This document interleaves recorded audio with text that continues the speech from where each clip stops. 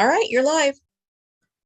Good evening, everyone. Welcome to the McDowell Sonoran Preserve Commission meeting. This is our regular meeting, April 1st, and we're open with roll call. I am Chairperson Cynthia Wenstrom and Vice Chair Lori LaPat Palasco. Here. Thank you. Commissioner Steve Coluccio. Here. Commissioner Steve Dodd. Here. Commissioner Mark Hackbarth. Commissioner Hackbarth is here. Commissioner Marcia Lips.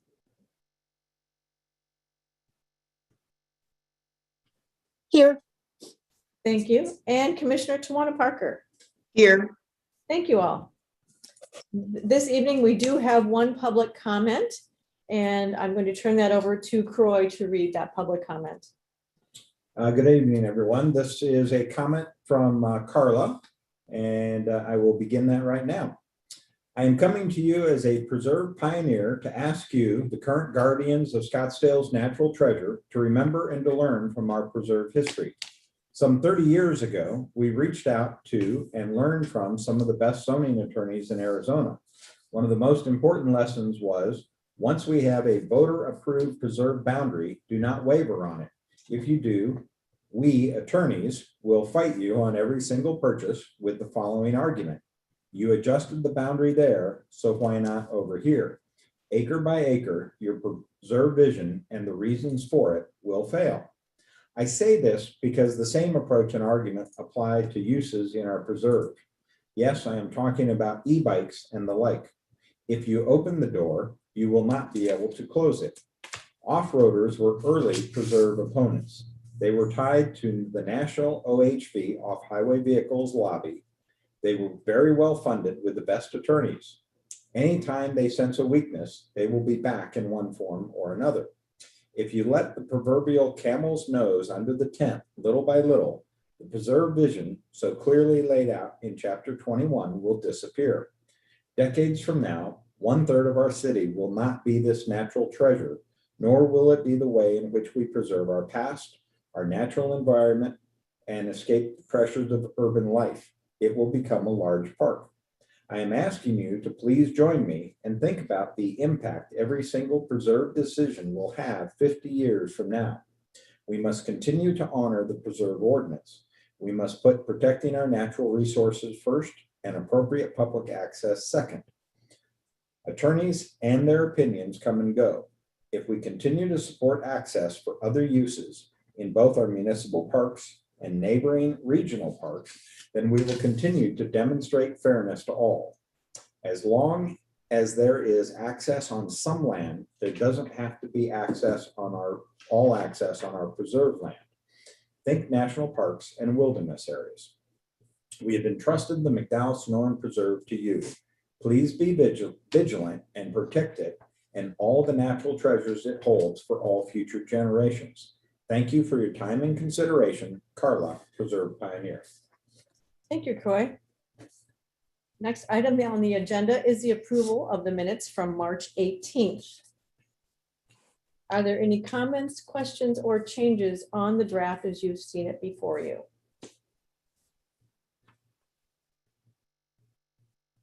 All right, hearing none, I will assume there are no changes to the draft we have been presented. I'll ask for a first to accept the minutes as presented. Make a motion to accept the preserve minutes as presented. It's Mark. Thank you, Mark. And a second, please. Commissioner Parker, Coluccio. second. Sorry. Go ahead. I said Parker seconds the motion. Thank you so much. Appreciate that, Commissioner Parker. And a vote, please. Starting with myself, accept. Vice Chair Lori LaPat Palasco. Vice Chair LaPat Palasco accepts, approves. Commissioner Coluccio. Coluccio approves. Commissioner Dodd. Commissioner Dodd approves. Commissioner Hackbarth.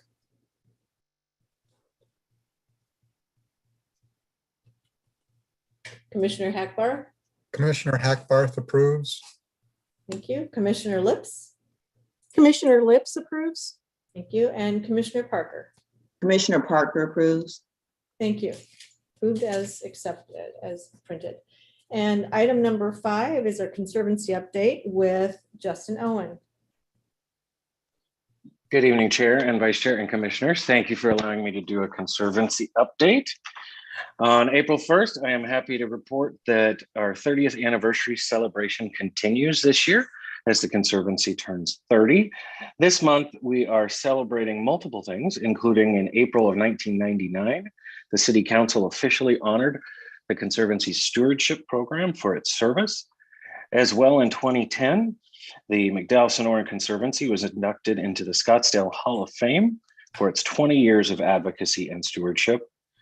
As well, we are celebrating 3 of our early champions that were inducted into the Scottsdale Hall of Fame, including McDowell Sonoran Land Trust co-founder, and preservationist Jane Rao in 2004, as well as longtime environmental activist and amazing driving force behind the creation of the preserve, Carla, in 2005, as well as steward number 1 and early board chair, Chet Andrews, in 2011. In addition, we are celebrating the geological map of the McDowell Mountains that was prepared by geologist Scott Nickey and digitized by our citizen stewards and accepted by the state of Arizona as the official map of record. So April is a very significant month for us. Moving into our education programs, as you may remember last month, I reported our Expedition Days Online event went live. I'm very happy to report that we are currently at almost 60 classes signed up, which equates to over 1,500 students, which is amazing considering our in-person limitations last year limited us to about 600 students. The fact that we're at over 1,500 now with the digital program is amazing. As well, the Mesa School District has stepped up in partnering with us to help provide feedback on the program and develop the curriculum better for teachers' needs. And we're looking forward to welcoming Scottsdale Unified to that conversation as well. The 5-module inquiry-based curriculum is going very well. And just a reminder, once we are able to go back to live events, we're hoping next season, we will continue to offer the online program as well as focusing on our in-person learning in the preserve. Next month, we'll be able to share a lot more feedback on how it was received as students are starting to get ready for the summer. So we're excited to see where that goes. In our scientific work, other than the snow up at Brown's Ranch last week, our field work has gone very smoothly. The lack of precipitation has shown a lot of lack of growth in the areas that we're going out to sample, but it was fun to see our citizen science and staff crews out there to try and do some scientific work and be snowed out. That is not something that we can say often in Scottsdale. So one of our unique treasures up at Brown's Ranch, as well as one of our scientists and steward leads spent some time at South Mountain training with their desert tortoise specialists to prepare us for our desert tortoise telemetry program that is soon to launch. As well, we have begun our collaboration with Intel, where we were looking at their team to help us actually create and prepare artificial intelligence programs that can analyze aerial footage of the preserve to identify plant species. The leading edge project identifies, in theory, color signatures to each of the species within the preserve and is able to identify, whether it be through drone footage or satellite footage, the density, locations, and different types purely through artificial intelligence. So it's an exciting project for us because the impact it could have here locally for protecting our preserve and on a broader reach is amazing. Finishing up with our stewardship program, we're happy to say that we have launched our collaboration with Scottsdale Fire Department for their Firewise initiative. Our first 2 stewards went out to do some live training in the preserve, and the remaining stewards will be trained in the next couple of weeks. I would like to give a special thank you to Commissioner Coluccio for stepping up and leading this pilot program with the fire department on behalf of the Conservancy. As well, our Pathfinders completed their initial pilot at Brown's Ranch to assess whether Trailhead Ambassador Services could recommence while we are dealing with the COVID-19 pandemic. I can report that over the 3-day period, they interacted with 250 visitors. The public did not raise any concerns about the Pathfinders being there, and they were actually very excited to welcome them back, and the visitors were happy to be there. Phase 2 will be coming out in the next couple of weeks, which includes 3-day pilots, more pilots at Browns, as well as we're looking at equipping Lost Dog Wash so we can try a pilot there. For the upcoming Earth Day, we will read if we will complete a litter pickup along Dynamite and Rio Verde. It's always a great way to remind people of the importance of not littering, and also for people to see us out there doing the work and continuing to care for the preserve. Last but not least, the signage, the interpretive signage at the Pima Dynamite Trailhead and Frazefield Interpretive Trail is continuing along well. As we create more signage, we learn a lot along the way about the simplification of messages and focusing on the core ones that we need people to remember. So with that, that is our report for April. I would like to open it up for any questions from the commission. Commissioners, any questions for Justin? Hearing none. Justin, thank you so much for being so precise. I love your reports, and happy to have our 30th anniversary in front of us. Thank you. Thank you. All right, next on the agenda, number 6, Pima Dynamite Area Trail Improvements, Scott Hamilton. Thank you, Chair Wenstrom, Commissioners. Tonight, we're going to go through an update on where we are with the trail improvements in the Pima Dynamite area, specifically about Area K that we went out, I guess it was a little over a month ago now, to visit. Just a reminder of the locations. These 2 yellow circles or ovals are kind of where some of the main activity is happening right now. All those blue lines, we had completed the construction of those trails several weeks ago now, and where the yellow oval is near the trailhead itself, we're currently working with Doug Hansen, our trail builder, as well as the general contractor that's building the trailhead, on how those final trail connections are going to tie in directly to the trailhead. Doug will be in town before he goes back north to Idaho. He'll be here for several more weeks, maybe about a month. So we want to get those final tie-ins connected in and ready to roll for this summer when we'll be able to open the trailhead. And then, of course, up there a little bit to the northeast, we've got the Area K that we've talked about at length in the past, some of the concepts that we're developing there. We went out and visited it with the commission. We've continued to keep the Phase 3 working group apprised of the activities there. And tonight I have some photographs to show you of the progress.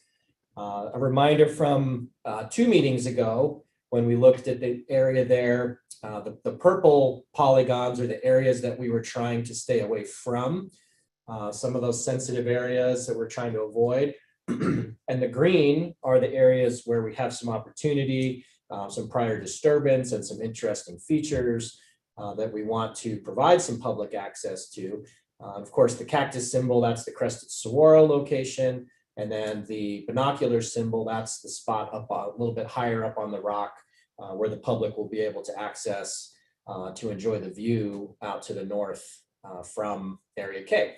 So what that boiled down to was this very rough schematic plan here. The blue were all of the previously existing trails. The yellow were the flag lines for several of the newer trails that we were going to formalize across some of those previously used rock areas. And then the dashed red were the areas where we're going to add, we're in the process of adding some smooth wire fencing to try to control public access, keep the public out of the heart of the rock pile itself and keep them back a little bit from the crested saguaro. So the next couple slides are some shots of where we are today. It's in progress. So Doug and his crew have started putting in some of the fence posts. And just to give you a little bit of idea, obviously you see a couple in the foreground, but as you trace that yellow line, you can see the fence line as it goes out to the east. And of course, there's our crested saguaro in the background. And then turning around, looking the other way, the fence, again, it's partially complete. It's still in progress. The fence will run back the other direction. So where this photograph is taken from is the spot that the majority of people are going to go to and that we will indicate is the place that you can go to get a good view, take a picture in front of the crested saguaro. Then moving along to the north side of the Area K rock pile, this is a portion of the fence that will go around the rock pile itself. And then the planning of this, some sections of this fence alignment were really obvious, like that picture that we just looked at. But as you get up, this is actually the high spot where the binocular symbol is. So as we were trying to get a good sense of, where exactly should this fence align, what portions of this rock are we okay with the public being on, which portions do we want to keep them off? We took out a spool of yellow rope and a couple of fence posts, and Croy, myself, and Doug Hansen, our trail builder, basically just kept kind of stringing the line here and there, going down below, looking back up, seeing what it looked like, really just trying to get a feel for the area and what the fence would look like and how effective it could be. And I'll just point out, this is Croy. Go back one more, Scott. Where Scott is standing there, he didn't know it at the time, but where that post was sitting down in the rock, yes, indeed, one of our habitat-friendly folks, non-legged variety, a rattler, was sitting down there and was very calm, never let out a peep, but Scott looked down and go, oh. Is that all? Oh. Yeah. I tried to stay calm, but I'm like, if I don't move, maybe it won't move. But So it only points out that it is sensitive habitat, Yes. and there is a reason why we're doing this. Scott was just Yes. proving it that day. luckily it was a cool morning and the critters were sleeping. Yes. So moving on from the fence to the graphic we saw that had the yellow lines on it for the routes that are going to travel across some of these rock areas. The trail construction is substantially complete. We are going to revisit it with the phase 3 group just to identify any possible little refinements we might want to make to the alignments. But we were out, these photographs are from last Friday. John Lolette and some of our part-time staff and myself went out with the flex posts, as you can see here, and we installed the flex posts to mark the beginning of each of those trails. We did it very similar. Those of you who are familiar with the Diablo trails out north of Granite Mountain, we followed a very similar marking system that we did out there. And here's what that post looks like when we were finished with it, just indicating that it's a difficult trail. Horses are not a good idea on some of these rock areas. And then we also put some, this is kind of mid-span along one of those yellow lines. We never want to overmark things, but there's several areas as you travel through here where we just felt like we needed a little reminder for people that this is where the official trail is, and in really encouraging them to follow the routes. And while we were there, it actually worked out perfectly.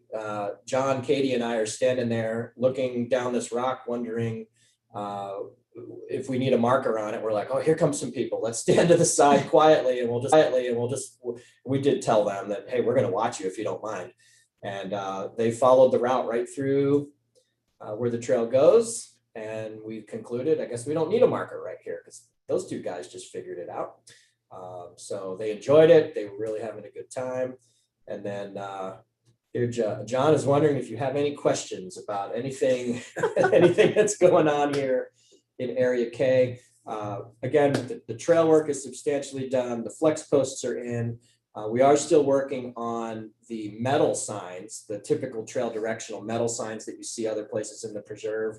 There'll be a series of those that go through this area that will be coming in the next several weeks. And then, of course, the fence work is partially complete, and that will continue on for the next several weeks. So with that, I'd be happy to answer any questions about anything in this Pima Dynamite area. Commissioners, any questions? You're very thorough, Scott. Thank you. Thank you. Thank you very much. Thank you, commissioners. All right, we will move on to number 7. I think we're starting out with Scott briefly on the policy process. I'll We're actually starting out with start. Crow. Okay, Yeah. sorry, okay. That's fine. Good evening again, all. And this will be our kind of regular item on updating you on various policy process items as we look at the next 25 years for the preserve. So this next slide just reminds you of the key categories that we've identified. And then this next slide is where we were last week. Had the items, their brief descriptions, and then the cost projections for 30 years. That's our upcoming homework, as I think I described it last time. And this next slide reminds us that last time we talked about the daily preserve operations and maintenance. We put in the $900,000 figure in there. Again, that's not a final number. That's just kind of a placeholder for dialogue and discussion. And then we highlighted the wildland fire and the cultural master plan that we've talked about those tonight. And we'd start putting some numbers into that. So that's going to be the basis of this discussion. I'm going to start with the wildland fire. And you've seen some of these graphics either identically or close to them before. This first one is the reminder of the right-of-ways adjacent to the preserve that we've either treated in the past or are treating or will treat in the future. And we're not going to go into all the detail on these, but generally we're looking at thinning the fuel load in these areas, the dead low-level plant materials, things of that nature, and somewhere typically in a 50 to 70% of what might be out there, we'd be looking to thin that out. And then we'll be looking to maintain a reduction in regrowth of those areas by using pre-emergent 2 times a year, typically before the summer rains and then before the winter rains would be our plans. And so all of these highlighted areas are those peripheral areas. And we've gone through and done calculations then on that. And this next slide in the lower left corner identifies that what we're looking at as a projection is for the treatment is about $20,000 a year, those 2 treatments. So 10,000 once and then 10,000 twice. And then the thinning, and this is projected as a 5-year cycle, that we would have $150,000 if we went out just in 1 year and thinned everything. But if we did a fifth, it'd be about $30,000 a year. Now we can accelerate or slow down, but for budgeting purposes and projection purposes, we kind of pick the 5 years. Some years we don't get much rain, we may not get that much growth. This year might be one of those examples that we've just had. Years previous might get a lot of rain and might get more growth. So we'll have to be a little fluid and dynamic as to how we implement this in the future. But these are projections. And again, we can talk about them as we go forward. So that's, we've got 3 steps here. This is the periphery, the right-of-way. The next one identifies all those areas in the preserve. And these are the power line roads. These are some of the wider old roads, service roads, or wide trails that we have. And so this would be looking at applying pre-emergent to those areas 2 times a year. And there's not a lot of thinning proposed in here, although we may include some of that in the future. Particularly the power line corridors may be a subject of future discussion. And so again, these are draft, as the slide says, and we're open for input and questions. And then the big question is, what's the cost of this? Now, this is a very big area because there's so much. And this next slide will point out, same as previously, that the costs on this every year for 2 treatments would total approximately $100,000. And so, you know, that's is adding up as we go forward with this. The next step then are the trailheads. And so this slide here shows all the trailheads. You're all familiar with those. And there's 2 things. We're back to the thinning of material in those areas. And this would include the driveways. This would include the parking areas that we would thin. And then we would also apply the pre-emergent in those areas to minimize the regrowth of some of that fine fuel load.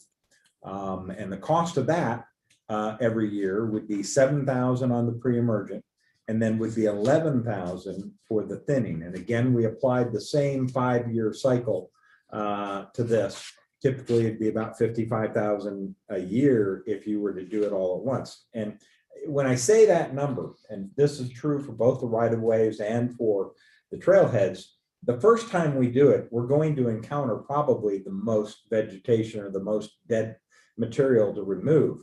Over the years, as we establish this and keep up the pre-emergent material, that number may come down. So that's a little bit of the reason why I was not as aggressive in putting in every 3 years or something, because we do think that the first 5-year cycle will cost a little more. The next 5-year cycle, we think will actually be closer to this or maybe even a little lower. But again, it's going to depend on rainfall. All those elements are going to influence these types of costs. So that's the 3 different areas that we had identified specific to the preserve. The next slide then summarizes all of them and totals them up to where everything that I just walked you through would be $168,000 a year. Again, I emphasize this is a draft. We're open for dialogue. We can come back and share with you all the detailed math behind these to your heart's content. We have graphics in more detail beyond. These are a little bit more cartoon character graphics in order to show up on the screen easily. But more than happy if you have questions about that. And what I did on the next slide then is here's where we were 2 weeks ago with the daily preserve operations of 900,000, excuse me, a year. And then here in Wildland Fire, we put in the yearly costs that I just projected at 168. At this point, I'm not showing any of those recurring costs in that central column. There may be some that come up as we start talking about invasive plant management, but right at this point, we didn't have any to add in today in that particular column. So that's the summary that we had on the Wildland Fire. I'd be happy to take any questions now, or we can take them later. I see that Commissioner Hackbarth has his hand raised. Yeah, thank you for taking my question. This is Commissioner Hackbarth. Have you approached APS or WAPA or whoever controls those power line roads to ask for contributions, because they have to keep the bigger brush down as well for their own fire issues? Perhaps they would be willing to contribute towards that $100,000. You are spot on. Yes, we will be. Well, actually, our fire department is working with us, and Mark Zimmerman is with us this evening, and Dave Ramirez, who has joined the fire department just in the last couple months, comes from the Tonto National Forest, and he has already he is our wildland fire specialist, and he has already been reaching out exactly as you suggested, Commissioner Hackbarth, that and not just to those 2 agencies, but we'll be talking to the Tonto National Forest, the County Regional Park. We're going to be having a lot of outreach, and we'll probably Mark Zimmerman will probably come back in about a month or so. We'll probably come back with an updated presentation on status. We talked just ever so lightly, and Justin mentioned it earlier about the FireWise program. We're going to come back with a little broader presentation on Scottsdale fire and the approach to wildland fire and where the preserve fits into that, certainly significant issue. And so, Commissioner Hackbarth, you're dead on. We're looking at a lot of ways and involving a lot of people and having partnerships in as many ways possible. And that's going to be one of those things that we can pursue grant funding as well. And so what this chart is, it's a static chart, and what's difficult is all the dynamics of things that could occur year to year. And that may be one of the things we want to talk about as far as as we get all these numbers and they populate this chart, what are the opportunities? Because I know we've talked about it for cultural master plan that Scott's going to present momentarily. Are there opportunities for grant funding there? So there's flexibilities here. And one of the things we could do is, let's say we agreed to 168 and we go to the voters and they approve that. And then we get grant funding for that. Well, we can either do a couple things. We can either then go apply and or we can apply thinning to other areas that we might like to do, or we get accelerated and get work done instead of over 5 years, we get it done in 2 or 3 or 4. We could shorten the timeframes on some of those and then have more funds the next year, to balance things out. So that'll be the very dynamic process of the future, much as our land acquisition of the past 20, 25 years adjusted. And people 25 years ago did not know exactly how much we were going to have to spend or in what order property would be acquired. That's going to be the same thing for this. So just keep that in mind. But we very much want, and I will at some point add in somehow into this very big table, some way of noting that there's opportunities for grant funding or partnerships or other things to take in, but we very much want to include that. Great question, Mark. Any And other questions? I'll just highlight here, this just shows you, we've already had work going on in Pima Road, and somewhere probably in the next 2 to 3 weeks, we'll be getting work started. Scott and Dave Ramirez, who I just mentioned, will be doing some work in the next week or two to get our contractors ready to go in the areas along Dynamite and over on 136th Street. And as we get further along in that, we'll get word out to you, the council and the community, and we'll be updating you on that. And I just got an email from our fire department earlier today that so far to this point in the year, we've already had 7 fire starts. They haven't become anything big. They've been on them, but that's 1 more than we had last year. So as always, we're very much concerned about that. There's new fire warning signs that are being installed. Some are already in, but others will be going in over the next week or so. So we're working on a bunch of those things. Yep. Not all in the, some are very much, about half of them are either adjacent to or very close to the preserve. The other half are just throughout Scottsdale and other areas. And those are the large, you've seen them there's fewer already around Scottsdale and some other communities. It's that large sign that has the range of, Yes. Yeah. You see those low, trucks stay- moderate, high Yes. Mhm. fire danger. And then we do, on top of that, once the fire danger gets really bad, that's when we put up, we have just removable signs for the preserve that say fire danger extreme. And once the word comes out that, we've hit extreme, we put them up on the trailheads, we put them up along some areas like through the gooseneck and just any visible area around the edges of the preserve, just as a reminder for people. Could those be at the front of the parking lots just like we've done with the e-bike, right at the beginning, just to give people that first heads up? Yes. Okay. Yep.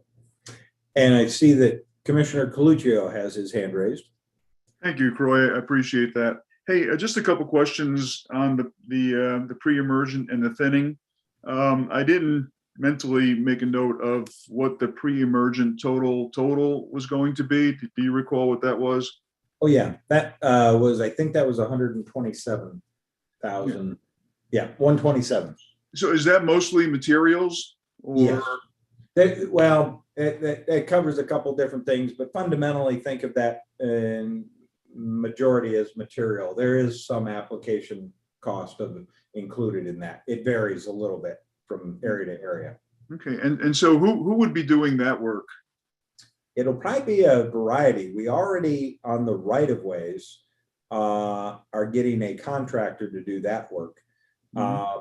And then our kind of multi-purpose utility man, John Lillette, has been applying some in the trailheads and in some of those internal roads.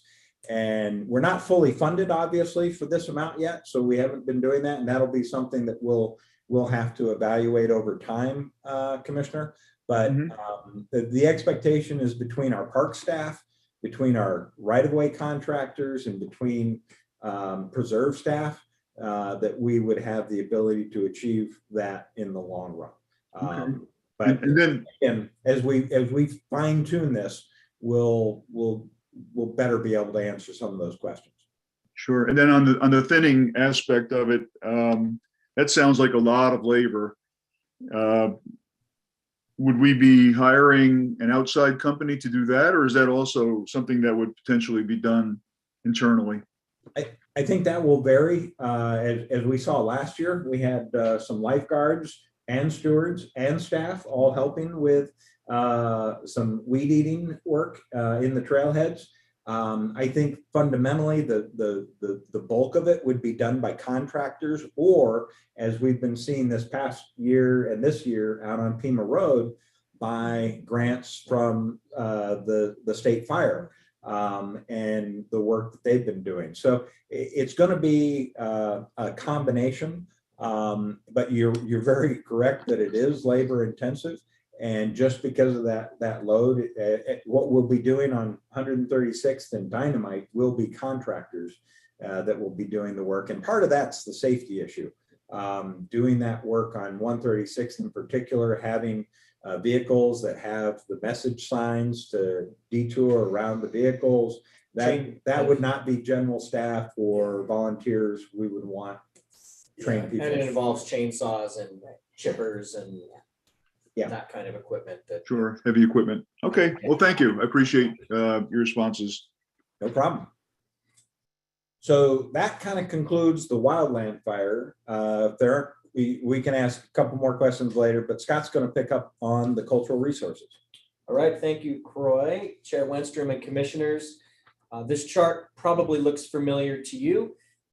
We have seen this several times in the past. This originated from the Cultural Resource Master Plan, which was approved by the Commission and the Council back in 2015. And what we had done was generate a list of all the things in that plan of things we should be doing.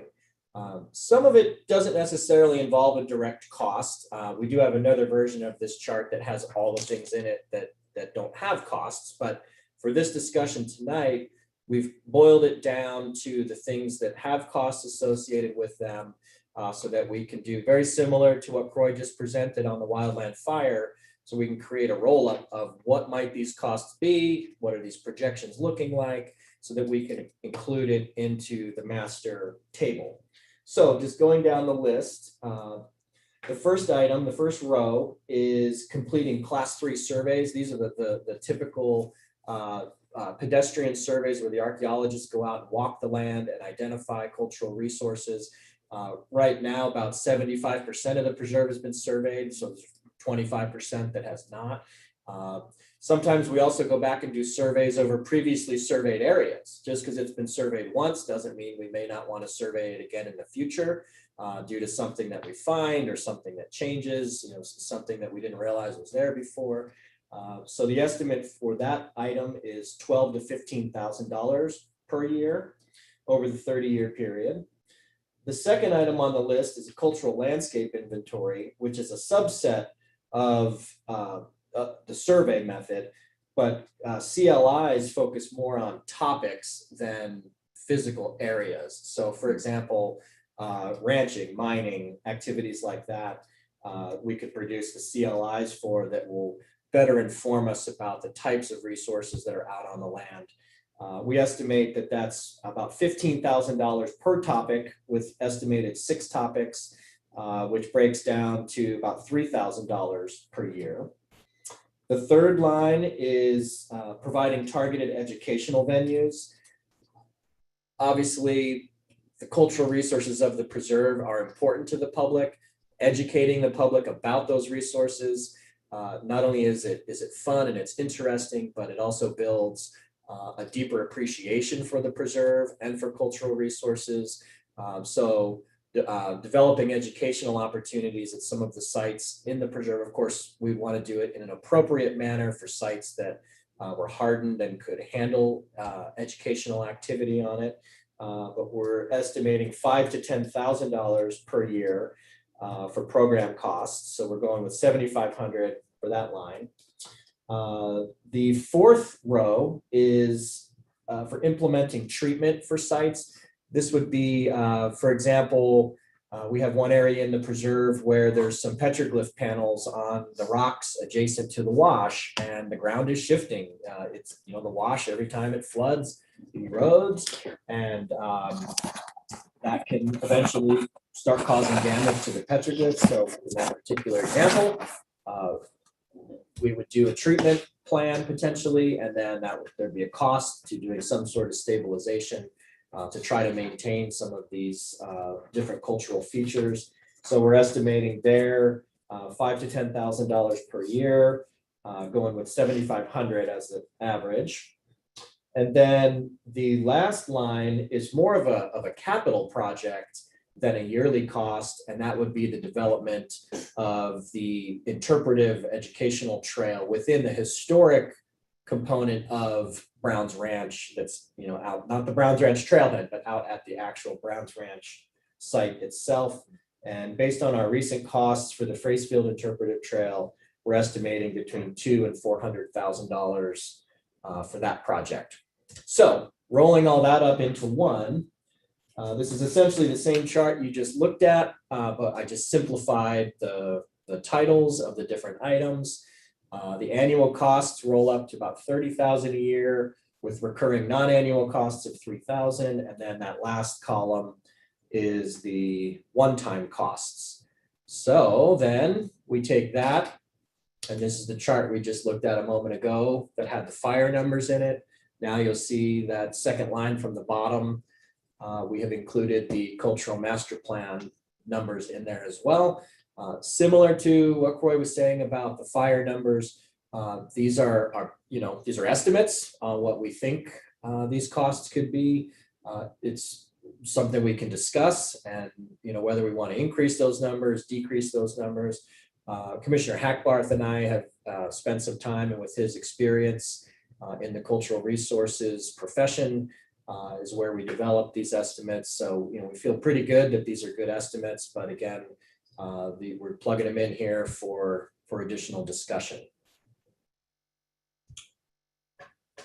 Any questions on this group here? The next slide then just hints at where we're going to be next 2 weeks, next meeting, that at least tentatively we'll bring forward estimates on corridor protection and then trailhead and trails master plans, at least some discussion on that. We may have another topic or two ready if able. I didn't want to, overpromise and under-deliver. I'd rather underpromise and over-deliver for y'all. But as we figure that out, we'll certainly let you know if we have more information available. So again, just keep looking at and then we did do the roll up at the bottom. We'll start showing that. And that number is going to continue to increase because we've got a whole bunch of to be determineds in red that we haven't done yet. So those numbers are going to change as we keep working through this over the next 60 days. But that's really kind of our goal, is to get some stuff going there.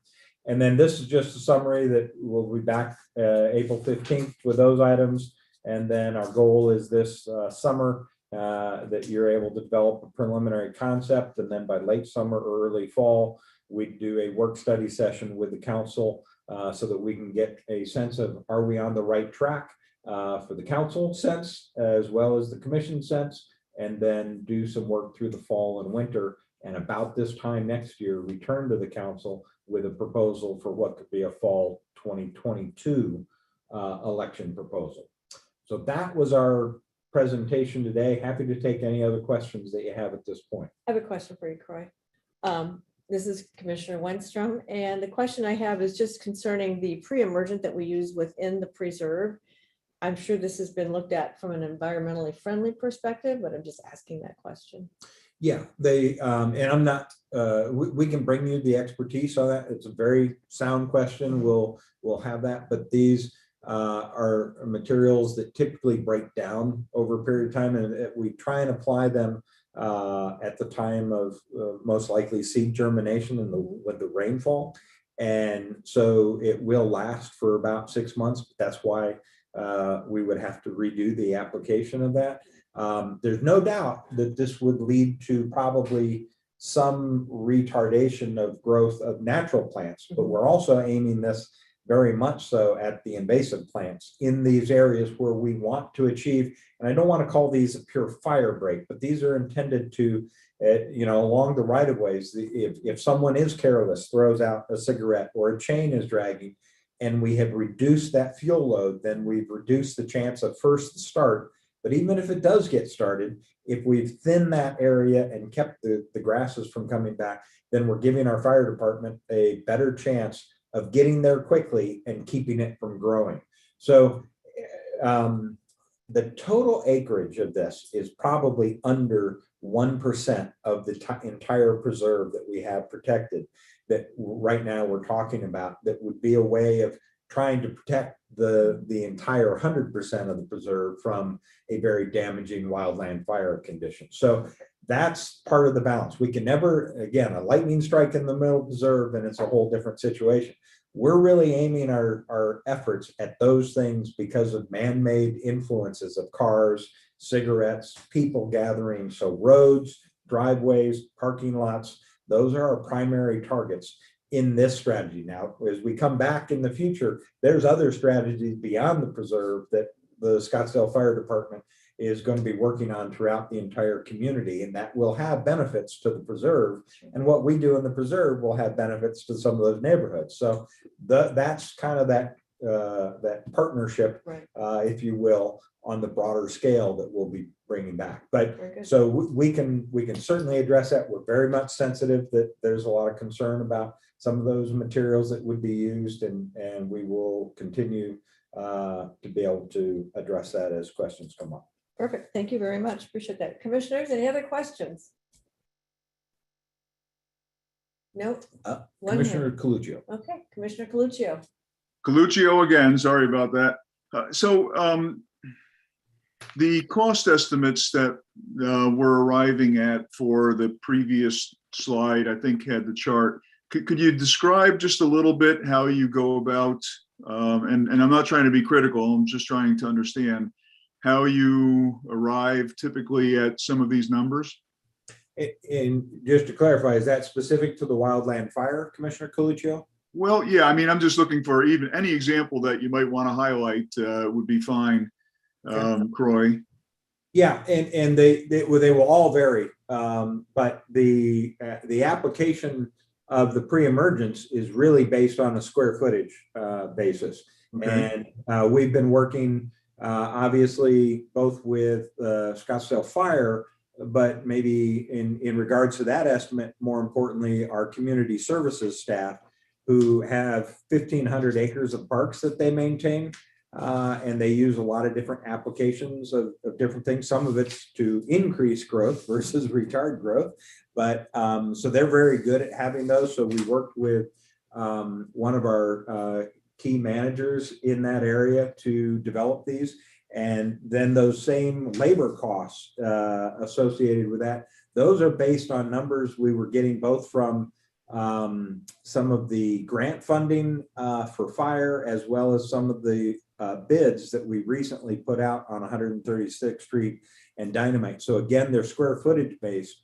And I'm more than happy to bring that level of detail if you'd like, and we can share that for you so you can get a better understanding of what's behind the numbers. No, I think you've done a good job of explaining the process that you go through, and it sounds like, to your point, it's every single line item has a different process because they're all different. You hit it on the head. Okay, thank you.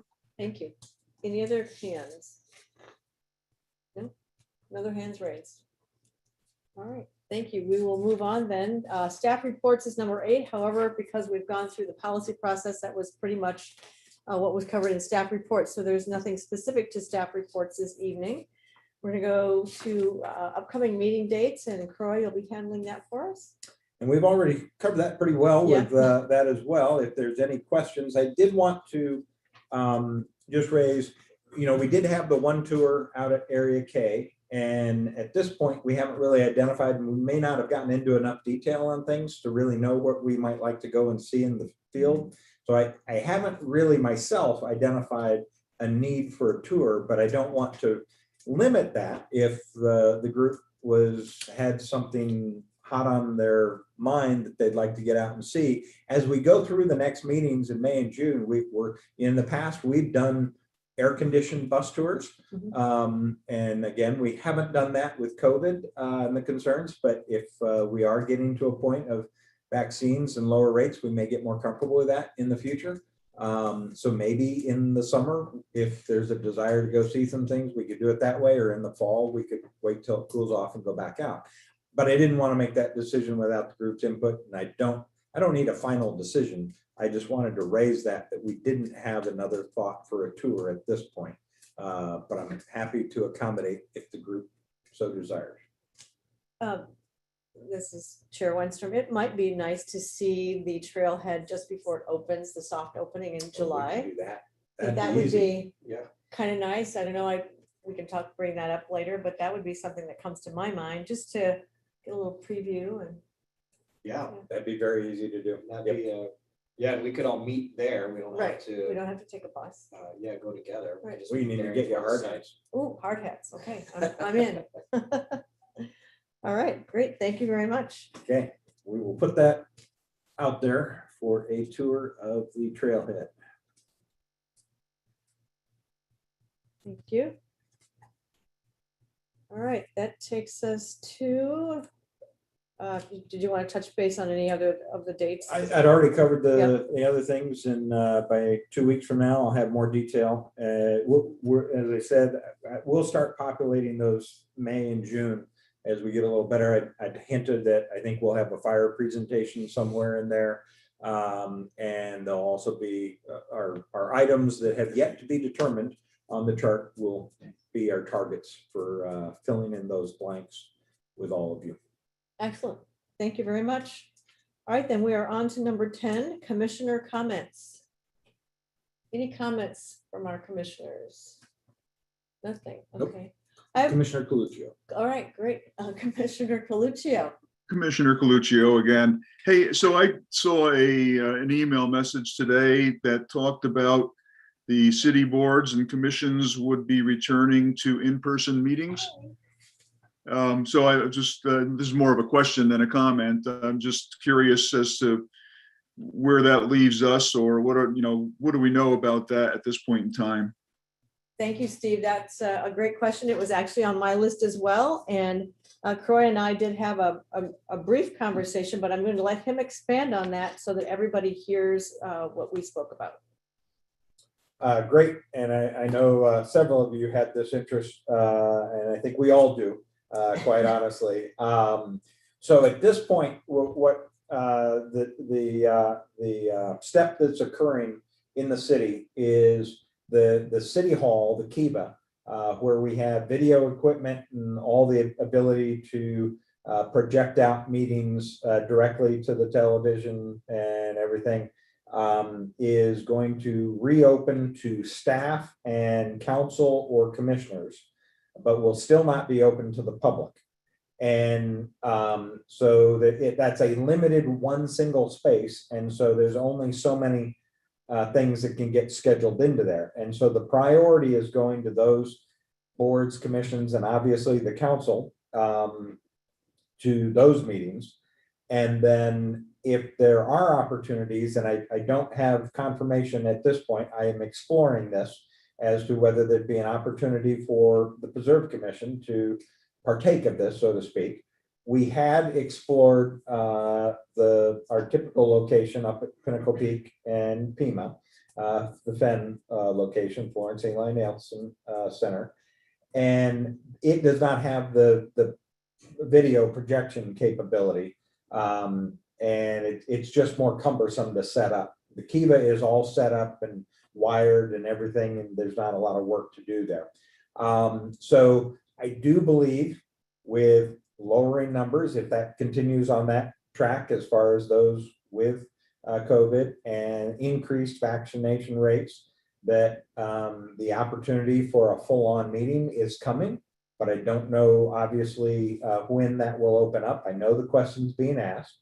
And so we will explore the opportunity of getting the commission in at the Kiva, but I can't promise you anything because I do know we run up against on our typical Thursday night timeframe, we run up against a couple other boards and commissions sometimes. So we'll explore that.